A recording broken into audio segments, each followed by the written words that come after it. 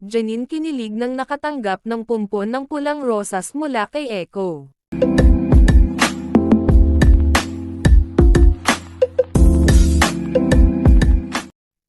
Matapos ipagdiwang ni Jericho Rosales ang kanyang ika-46 na kaarawan noong Setyembre, masaya itong ginulat ni Janine Gutierrez ng isang surprise trip sa Tanzania, Africa. Lubos na natuwa ang aktor dahil hindi niya inaasahan ang engranding sorpresa mula kay Janine.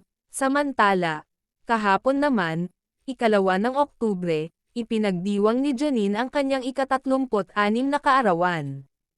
Hanggang ngayon ay hindi pa rin mapigilan ng mga tagahanga ang kanilang pananabik sa mga naging kaganapan sa espesyal na araw ng aktres.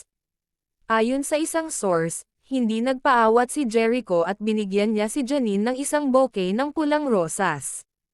Ang simpleng regalo na ito ay labis na nagpakilig sa mga netizens at taga-suporta ng dalawa.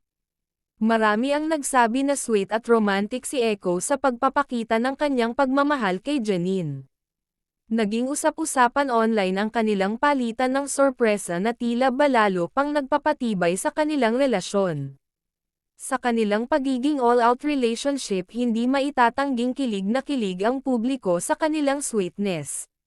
Dahil dito, mas lalo pang inaabangan ng mga tagahanga kung ano ang susunod na pakulo at sorpresang hatid ng dalawa.